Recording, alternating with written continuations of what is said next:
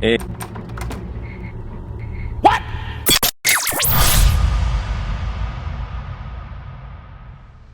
all know that Deus Ex is basically the greatest game ever made. So much so, I've already made 2 videos playing this series in annoyingly unconventional ways. This year marks the 25th anniversary of the original Deus Ex, and by God does it still stand up today as one of the most versatile and replayable games you can get your hands on. The protagonist, JC Denton, can be specced into playstyles ranging from the sneaky knife-throwing ninja all the way to unstoppable walking tank.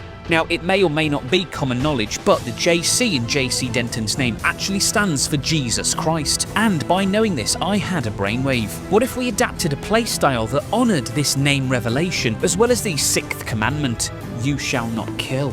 Having played Deus Ex numerous times before, I already foresaw potential pitfalls for this. Anna Gunther Walton. But that was a problem for future me. So, without further ado, grab your stun prods and batons and join me as we find out, can you beat Deus Ex without killing anyone?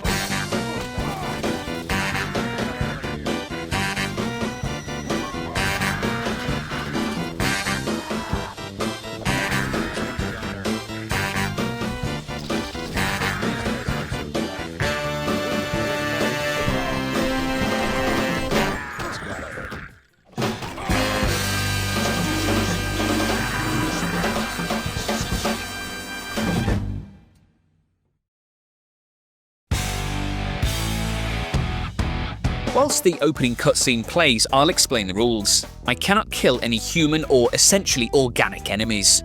That's basically it. I make this distinction because security robots, turrets, cameras, these are not alive, nor are they in possession of a soul. Ergo, they are fair game, I'm afraid. Could I have made this challenge more interesting by sparing them too? Yes. But did I? No. I choose the realistic difficulty, which won't ever become a decision I regret, primarily to make up for playing some of my earlier challenges on easy. I name myself appropriately, choose the albino skin for JC, and get to do something I've never done before in a Deus Ex video. Upgrade my skills. To that end, I upgrade my low-tech, computer, swimming, for some reason, and lockpicking. I meet with Paul, who gives me some sound advice for this run. Stick with the prod. Take the crossbow for its non-lethal tranquilizer darts, and get my first taste of realistic difficulty. I die 5 times trying to get past the first 2 enemies of the game, try and break into Yunako early, and remind this soldier the rules of the challenge. I get into an altercation which results in me losing 2 legs and an arm, but manage to survive by literally dragging my torso back to Yunako HQ, where the nearby soldier takes matters into his own hands. Hey, I didn't kill him, fair's fair. After healing up at the secret medmots, I meet with Philbin, cosplay as a pirate, and parkour my way up to the Statue of Liberty. I avoid some NSF by pretending to be rubbish, fail to disarm this gas grenade, but manage to make it to the NSF commander without further incident. Once the NSF commander has been intercepted, all the remaining NSF forces spontaneously drop dead, again not by my hand, so fair game, and I use this time to safely loot Liberty Island without catching any more bullets. Yunako is now open to me, so after stealing this guard's lunch, I make my way down to debrief Mandalay. After helping JC unpack, I say hello to Anna and Gunther, who definitely won't cause me any trouble later, use the loo and wash my hands. How unprofessional. My dog stepped on a bee.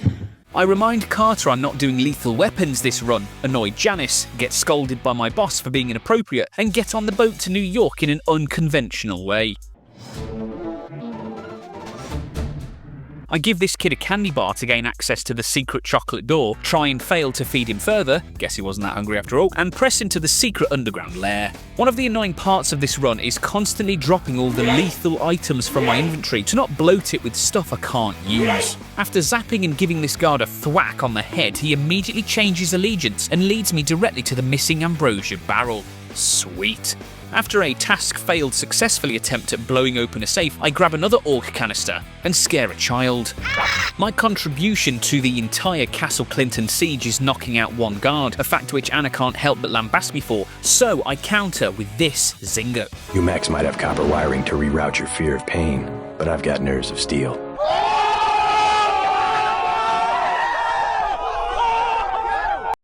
After openly practicing a bit of arson, I try to incapacitate this wayward NSF soldier so he can live, until...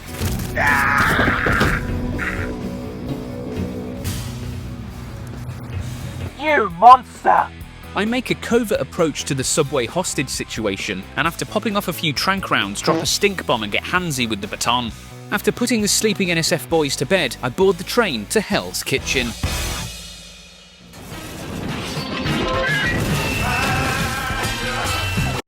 I get jump scared by Paul, who gives me a key to his place, rescue the bum but not before he takes a few point-blank shotgun blasts to the chest, and fail miserably at basketball. I'm powerless to stop the NSF and UNATCO firefight in the street, but whilst blood was shed, none of it was on my hands, therefore the challenge remains valid, although I do save the lives of a few NSF by knocking them out before they're killed. After entering Paul's apartment, I am rewarded with a modified baton called Blackjack for my pacifistic endeavours, and must say this is a considerable step up from the base baton. Cheers, bruv. My efforts in dealing with the hostage situation go well, but after my third attempt I managed to deal with the NSF.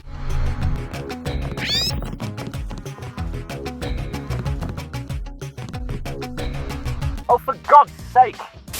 After intoxicating my future pilot, I knock out this pimp who name drops me, recreate the opening of my first Deus Ex video, and install my second augmentation. The first was the strength orc, by the way. Sorry I didn't mention that. My approach to the generator is inhibited by being blown up, so after reloading I decide to visit Smuggler first. It doesn't end well. I accidentally kill another rat, resulting in more reloading, and after being disappointed with the available loot on offer around Smuggler, decide to make myself feel better by stealing his sofa. In spite of my loot dissatisfaction, I decide to help Smuggler recover his friend Ford Schick, so make my way down into the sewers, trick a guard into opening the door for me, before promptly thwacking him to sleep. These majestic 12 guards gatecrash my conversation with Schick, but at least are polite enough to wait for us to finish before... Yeah. 3 deaths later, and I've finally taken out the baddies, but leave them somewhere comfortable before freeing Schick. Run, bitch! Run! Returning to Smuggler's hideout causes the lift to glitch and the sofa I tried to steal earlier to explode above me. Rest in pieces. But at least Smuggler now offers discount size items, none of which I want, Not however. interested. My second attempt at infiltrating the warehouse to disable the generator ends, well, again, and approaching from the rooftop is met with mixed results.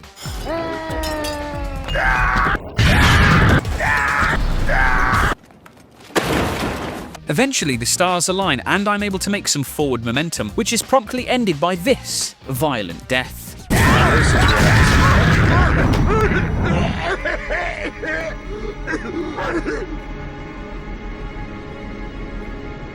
Contrarily, however, after this I managed to make it successfully inside the warehouse and survive the resulting onslaught through a combination of luck, RNG, and skill.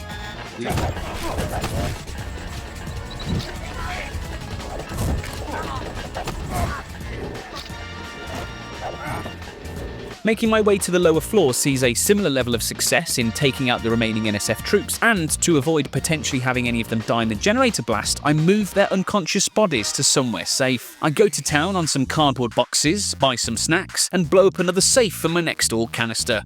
Yay. I destroy the generator, double check nobody was killed as collateral damage, and die. Reloading, I showcase a tactic which is pretty effective for this kind of run, something that I christened Spray and Bonk. I meet Gunther on the roof before catching a lift back to UNATCO. I steal this guy's soda again because why the hell not, heal up, and install the speed and jump enhancement org, which will save me some time later, believe me. I ignore Anna Navarra's protests and take a sofa with me into my debriefing with Manderley simply because I can, and annoy Walton Simons by gate-crashing his interrogation.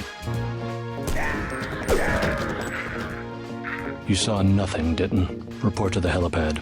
I think he may be a baddie. Yeesh. It's back to New York now, so I can find the remaining Ambrosia barrels, and after chatting up Curly, get a hint to take my search underground. I take out this drug dealer with my patented spray and bonk tactic, go to town on more boxes, and witness this masterclass in voice acting. What's up? JC reminds Elray the nature of this challenge run and in turn is rewarded with a bomb. I move the unconscious body of the drug dealer as Elray said he'd get one of his boys to finish the job, and am pleased that despite dropping him 10 feet on his face, he is indeed still alive. After making my way to the next section, I upgrade my low-tech skill to advanced as this governs my prod, pepper spray and baton effectiveness, and spot this guy doing his evening constitutional.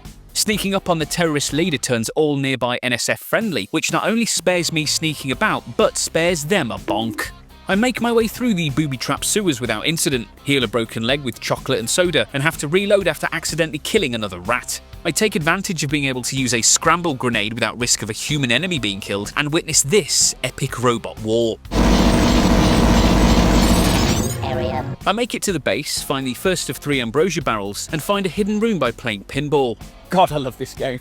I try to blow up a pool table and fail, showcase the pepper spray having performance issues, and die. It takes me 6 frustrating deaths to knock out all the NSF at the helipad, but eventually I do, and catch the lift up to the main airstrip. I grab the GEP gun on offer, which will be instrumental for dealing with robots, cameras and turrets for the remainder of the run, although the realistic difficulty is still handing me my ass more often than not. After finding the second barrel, I take my 44th and 45th death respectively to this one robot, but eventually make it to the bunkhouse where I blow up some personal belongings. I get chased by Paul for a bit, who, after finding me, admires my hide-and-seek prowess. Excellent work. I underestimated your abilities. Once boarding the plane, I find the last ambrosia barrel and prepare to face the hardest boss in the entire game, Anna Navarra. I obviously won't kill Lebedev, but failing to do so will trigger Anna to instead. In other words, my failure to stop Anna will directly result in Lebedev's death, so you see my quandary. I initially try to fry Anna's AI by planting a gas and EMP grenade, a tactic I've used before and even made a small video on, but this doesn't stop her for long. Dropping a gas grenade after speaking with her in front of Lebedev turns her hostile too, which ultimately results in a death. My next attempt I try to stun her, which does incapacitate her for a while, but again results in both Lebedev and I getting shot. On my next go, however, and I finally get the AI break I'm hoping for by planting a gas grenade closer to Lebedev at around the point Anna is scripted to stop running. It detonates mid-conversation, which turns Anna hostile, so I quickly follow up with a poke from the stun prod, which, after speaking with Lebedev again, results in Anna no longer being hostile and her AI is broken. You can see here both Anna and Lebedev are still alive, and she seems to have no inclination now to go and kill him. To test this, I exit and re-enter the plane once the objectives update and Anna is still in place and Lebedev is still breathing. Jackpot. Back at UNATCO, I heal up and install my new AUG, Ballistic Protection, upgrade my Speed Enhancement AUG to 3, and grab some more tranq darts from Carter. I get scolded by Shannon, rob an ATM, and force another sofa into my debriefing with Manderley. After grabbing another sofa, Jock takes me back to New York where I rendezvous with Paul, who is in a bad way. I agree to find the proof that UNATCO are the baddies, so after buying a mod from Smuggler, I deal with Jojo, leave him in a safe place, and make my way to the UNATCO controlled base. I accidentally kill another rat, so must reload, reach the computer I need to open the secret hatch, and open the secret hatch. I get turned around a bit trying to navigate this secret bunker and take my 50th death courtesy of a turret. Death 51 comes soon after, as I forget about the TNT on top of this cardboard box. Yeah, not this time, mate. I grab the data cube I need to progress, make my way to the roof, and do the thing to progress the story. The UNATCO boys are now hostile to me, but surely I won't have any trouble getting away. After reaching Paul again, I try to lessen the intensity of the upcoming firefight by building a makeshift barricade to slow down the UNATCO troops and Men in Black. It doesn't go well. Obviously, leaving through the window results in Paul's death, but he is curiously invincible so long as I stay put. Therefore, I opt to hide behind the bookshelves. Jesus, Paul, you maniac. I do assist Paul with the UNATCO forces in the lobby of the hotel, and between the two of us we mop up nicely. Naturally, the mortality rate is courtesy of my bloodthirsty brother. After 3 deaths, I opt for some thermoptic camo and speed enhancement to see me safely back to the train station and to my ill-fated encounter with the German, but not before round 2 with the hardest boss in the entire game, Anna Navarra. She kills me easily. So, after a cheeky reload, I fumble her AI with a gas grenade and finally allow myself to be taken prisoner. Anna turns up again to roast me. I escape with the help of Daedalus and put the beat down on this MJ-12 troop. Predictably, getting around is proving difficult, so after 4 deaths and taking out a lady from HR, I meet with Paul, get the code to escape, but first need to get my stuff back from the armory. After stalking this chonky boy, Damn, boy, he's thick! I break into the armory, get my stuff back, which at least I can reach this time. I incapacitate the guards in robot maintenance, leave a sofa on a man's desk, and buy a mod from a very tall engineer. I take my 69th death in the command center, get lucky on my next incarnation with a gas grenade, and my 70th death bizarrely upsets this man in black. I'm thrilled to learn you can take out the MIBs non-lethally without them exploding, and celebrate by installing a new AUG, spy drone, and then escaping. I take the health regen org as my present from Jaime, but get some concerning news from Alex. He won't give me the key to escape unless I deal with Ana Navarra. You serious? Now, I was worried that I would have no option but to take my first life of the game in order to progress the story. I grab the goodies from the armory, max out my speed org, and die. I make amends with Shannon, get caught by my old boss trying to steal a sofa, which really upsets him for some reason, so knock him out and leave him in the sink. It's now time to face the hardest boss in the entire game, Ana Navarra, again, and I really am quite at a loss on what to do. Gas grenading her will keep her at bay, but ultimately she cannot be defeated non-lethally. I tried maybe seeing if using the remaining guard to kill her for me would work by zapping Ana and putting her between us as he haphazardly fired at me, but this was proving too unreliable a tactic, especially on realistic. I really thought this was it, the end of the run. However, after 18 deaths, this happened.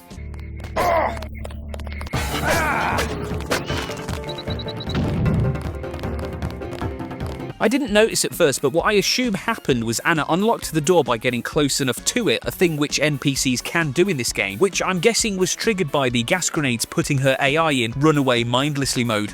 Oh well, Ana still lives and the challenge is still on, baby. I meet Jock at the helipad who takes me...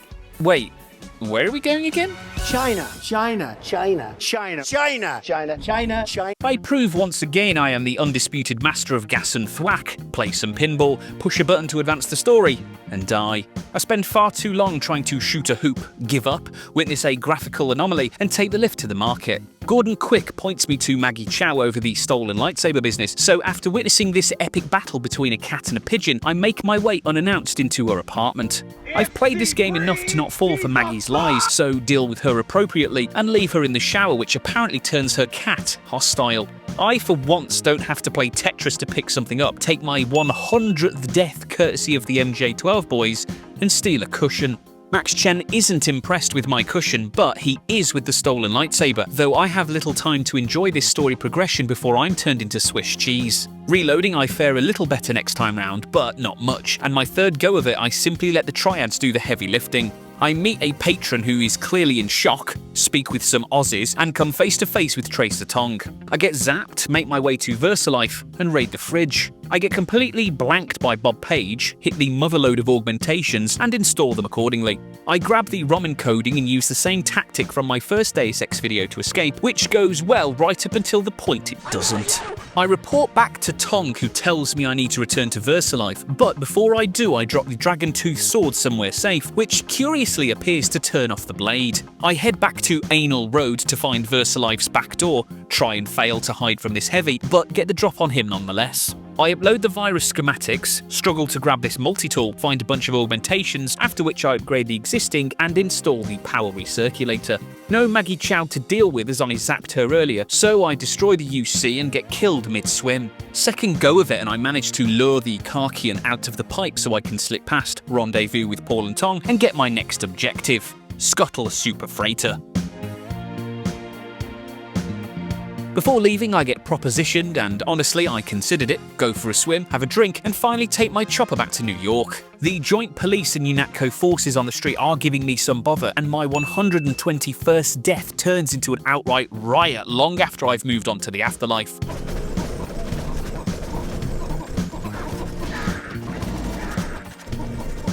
I confuse smuggler for a bank, get told JC can be used to make bread, and get another org upgrade which I max out my radar transparency with.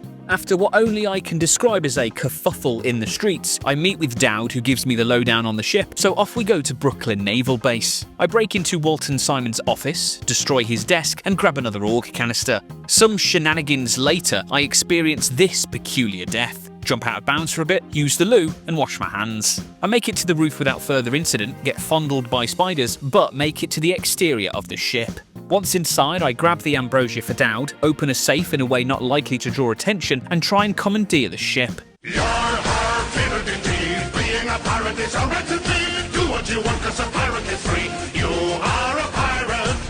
Below deck now, and after some teething problems, destroying the first and second of the ship's weak spots is simple. Destroying weak spot 3 is coupled with reversing the bilge pumps, leaving just the remaining 2 to take care of. After taking care of these soldiers around where the final weak spot is, I have a quandary. Destroying the last weak spot will cause the ship to, in theory, sink, meaning anyone currently unconscious will, in theory, go down with the ship and drown. Now, I know this does not happen in-game per se, but it still didn't sit right with me. So, I decided, given there was a currently running helicopter on the pad, I could make the reasonable assumption there was a pilot inside who will take off once the ship begins to sink. So all I had to do was move all the unconscious soldiers to the helipad, and, in theory, said pilot would load up the soldiers onto the chopper before flying to safety. Thus, in the interest of not being responsible for the death of anyone, I begin one of the pointlessly lengthy segments of any game I've ever played.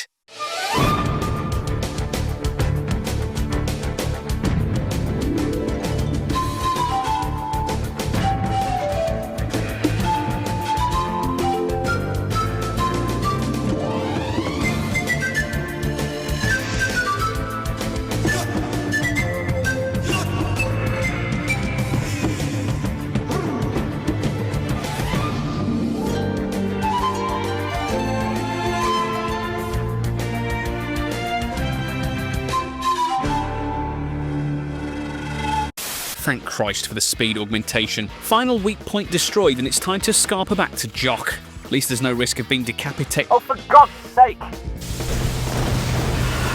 I ain't taking no chances. At the Dowd family crypt, I speak to a man named Call Button, blow up his radio, and chat to the man himself. I robbed the food from this coffin and nearby org upgrade, and after reaching the surface was about to jump on the copter to go to Paris, but I realised leaving Dowd here alone with all these MJ-12 troops could result in his death, so I knew I had to take care of them before I left. Cue death montage.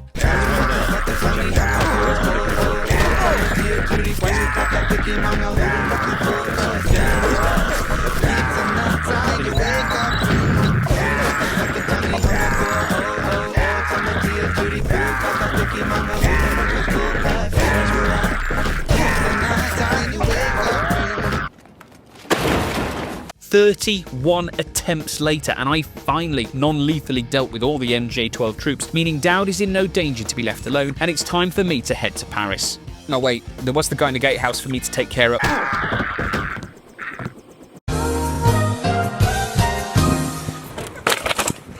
I have crippling depression. Paris now, and I'm tasked with getting into the catacombs to find Allied resistance group Silhouette. I attribute my 162nd death to the Greasels in the sewers, and my 163rd and 4th to this one very specific commando. I deal with the troops in the metro, get my own back on the commando, and successfully make my way down to Les Catacombs de Paris. I press deeper into the catacombs, taking out MJ-12 boys as I go. Why are you running? Why are you running? Before stumbling across Chad, the Silhouette leader, who asks me to free his people before he'll help me find Nicolette Duclair. Sheesh, there's always something. I managed to successfully stealth my way to the base, take out all the high-level baddies with my prod. Good lord, where was she hiding that? And escape with the hostages. I get the info on Nicolette I need, max out my low tech, and after a quick hop through the sewers, emerge on the Paris streets just in time to get blown up. After some meandering about, I break into some guy's apartment, spot a very good boy, and throw a houseplant at a man. I make my way to the nightclub, unwind a bit, then accidentally crash the game by enabling sticky keys. I find Nicolette, share my opinion on the nightclub with the owner, and we fly off to Chateau Duclair moments before being caught by the German. I find a creative way to gain access to Nicolette's old home, complete all necessary looting upstairs, before making my way to the wine cellar to find Beth Duclair's secret office. I grab another organ upgrade canister, transmit the signal to Everett, and clear away the wooden beams to progress the story. Outskirts of the cathedral now, and my first reload of this level comes not because I died, but because of these totally avoidable deaths courtesy of an MJ-12 troop.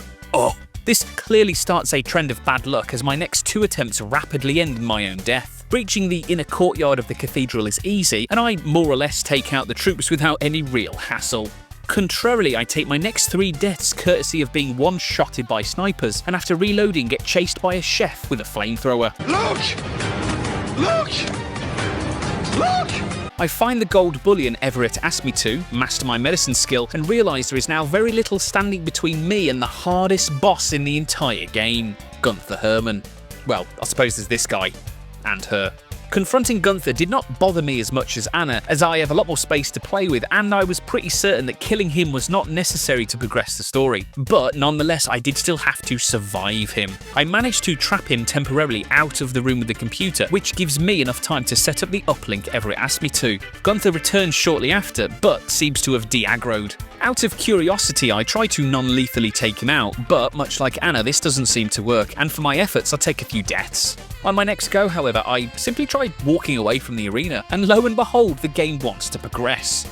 Jackpot. That's both Anna and Gunther still, as far as the game is concerned, alive, and no blood of theirs, or anyone's for that matter, is on my hands. I travel to the metro now where Toby Atonwe roofies me, but takes me to the home of Morgan Everett as promised. You missed dinner, but help yourself to a snack.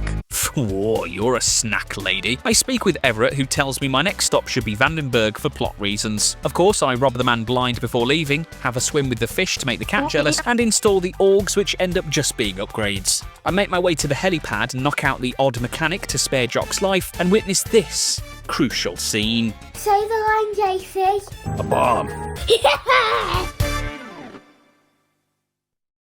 Vandenberg now, and I take the sneaky approach thinking I'm being clever, only to find that I alert every single guard with the clap of my ass cheeks. Yeesh. Reloading, I'm spared a trip to the afterlife courtesy of pepper spray, blow up a cabinet, and get killed. Again. I bypass the first override thingy so I can unleash the robots, save a researcher who doesn't even say thank you, and traverse the spicy water for another AUG canister. I help a scientist come out of the closet, take a rocket up the backside, and play peekaboo with the turret.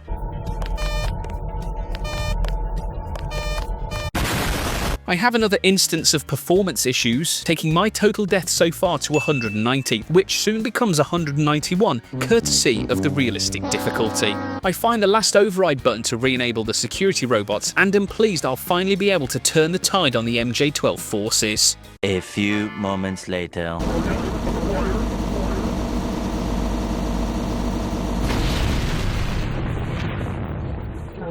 Fine.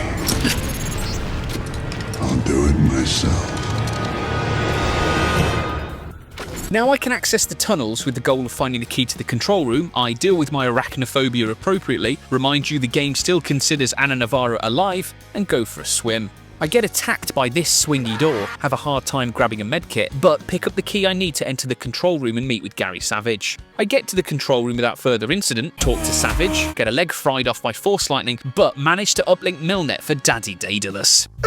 Bob Page chimes in to ruin the day, so I'm next tasked with rescuing Tiffany, Savage's daughter, from a petrol station. I break both my legs jumping from a balcony, but after healing up, meet Tong and Jock and get a lift to the next level. My first attempt at rescuing Tiffany goes well, but not as well as my second, and my third results in the game crashing. My fourth attempt, and I'm finally channeling my inner Solid Snake effectively, make these boys do a funny dance, and rescue Tiffany. Ocean Lab now, and buoyed by my success at the gas station, I infiltrate the complex easily enough, until... yeah. Bizarrely, I have to reload yet again as, after taking out a troop non-lethally and then chatting to a scientist, his unconscious body decides to spontaneously combust. There is definitely something off about the scientists in this place. Thankfully, I only die 4 times before being able to make any real progress, although my 202nd death is too funny to not share outright. Scientist Savage lost to Majestic 12. My situation here is temporary. I still report to Gary Savage. Multiple deaths later, primarily due to the snipers, but I finally make it to the lift that'll take me down to the sub-bay, open the door, put these boys to sleep, and head to the underwater facility. I spot this Karkian being odd, stock up on some goodies, and knock out a Greasel. Circle strafing the Daddy Karkian proves fruitless, and I'm basically chased into the lower depths of the facility by more beasties. Taking the lift down further still, and I increase my electronics skill to save on multi-tools and prepare to face the hardest boss in the entire game, the Daddy Robot Spider. Yay. In my first Deus Ex video, I lamented that I'd be able to clear this gap with leg augmentations, and that's exactly what I do now. I access the UC schematics, jump the bridge again, and have a chat with Bobbert Page about mathematics. All I have to do is find a very large prime number and multiply. At this point, I'd make a joke about how we're about to face the hardest boss in the entire game, Walton Simons. However, for brevity's sake, I'll just tell you that I fudged his AI with a gas grenade so I could escape. I return to the surface, escape the ocean lab without any hoo-ha, and get chased by Savage on the roof. He gives me an Org upgrade, which I use to max out strength, in case you were wondering. Now we're at the penultimate level of the game, Unnamed Missile Silo Place, and I waste no time in thwacking dogs, antagonising baddies, and dying. I find a stealthy way past the high fence, get shanked by a guard, and rob a truck. Inside the bunker proper now, and I accidentally upgrade swimming, as you do, turn off some lasers, and take my 213th death. I rescue this man from the bathroom and now have 3 MIBs to deal with in the control room. Not an easy feat, especially in a non-lethal run, as you can see here. Annoyingly, on my 4th go, however, they all go down nice as pie, so I abort the nuke and reprogram it to hit Area 51, a fact which causes me great anxiety with respect to what that means for a non-lethal run. Much like on the cargo ship earlier, I decide that I can assuage my concerns by ensuring no unconscious body is burned to a crisp when the nuke launches. And so my plan, after taking out everyone in the launch tube non-lethally, will be to move their bodies back past the blast doors before I finish the level, which triggers the launch. The theory of that versus the execution had somewhat of a large disparity though.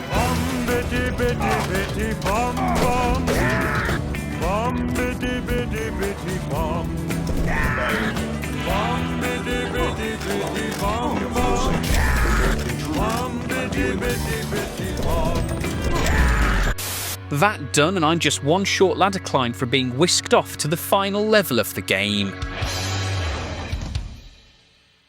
This is it. Area 51 and the end of the challenge. By this point, I have taken 230 deaths in the pursuit of pacifism, and it's not long before that becomes 231, 2, and 3. I take my spy drone up close and personal with a certain director of FEMA, and he takes the invasion of privacy a bit too personally. Reloading, and after scaring off Walton Simons with some gas grenades, I attempt to barricade myself in this bunker to stop him following me once the gas has dissipated. It doesn't go well. Next incarnation, and I try a more substantial barricade, grab myself another Org upgrade, and once again utilise the spy drone to see where our boy's at. I escape by jumping off the roof and running back to the partially destroyed warehouse where the turbine shaft I unlocked earlier awaits. As you can see, Walton Simons is still very much alive, and that's the story of how I escaped the hardest boss in the entire game. I've never used this way to gain access to Area 51 before, but to spare me being chased, I'm willing to take the plunge. Down in the depths of Area 51 proper now, and my hotline won't stop blinging from the major players trying to influence my endgame decision. The combat music starts up for some reason, so I have a boogie, and in the nearby break room I get into an altercation with a guard and a woman in black who, upon defeat, decides to levitate. I unwind with some pool, witness a Greasel have an asthma attack, and die. I play Ring Around a Rosie with some troops, get my ass handed to me by this man in black, and get told by Tong he wants me to destroy the facility. As that would invariably result in the deaths of multiple living creatures, I can assure you that's not the ending we're going to take. I get chased by the Daddy Karkian, who then gets blown up, and it's not long before I meet a similar fate. This excites the trooper so much that he actually does a victory lap around my corpse. My next bone of contention comes from Station 17, where I end up trolling this trooper with the door before his mate comes and sorts me out. Fatally. I get stuck on this section far longer than I want to, but eventually succeed, blow up some spiders, and make my way to the reactors where I get the code for the Aquinas hub. It's not long before I take another death, but I press on nonetheless, meet with Helios, who is probably the best option for a pacifist ending, as neither the facility gets destroyed nor Paige killed as a result. I get my pet robots back, which is mortifyingly short-lived. I will avenge you! And make my way to Sector 4. Along the way, I face the hardest boss in the entire game, the Mommy Robot Spider, who dies without much fuss, and take a Skype call with Paul. We get irrefutable proof that Jesus is not the Son of God and in fact a test tube baby, spot Alex Denton of Deus Ex Invisible War fame, yes, we'll get to that someday, and beat up some aliens. I get a good look at Paige in his sparkly bubble with my spy drone, make a beeline for the routed control room, and do what must be done to initiate arguably the most pacifistic ending. Yeah, suck it, Paige. No! Before ending the game, I avenge my fallen metal brethren. Yeah, suffer you bass, and lament on my journey to get to this point. Deus Ex achieved, more or less, granting the player the freedom to play from start to finish without killing anything, long before pacifist runs ever became a thing in gaming. I think once again it is a testament to how important and brilliant Deus Ex is that I could play it like this and still love every second of doing so, 251 deaths notwithstanding. We can see here from the ending that Paige is quite clearly still alive, albeit a bit miffed, so all that's left to say is, yes, you can beat Deus Ex without killing anyone.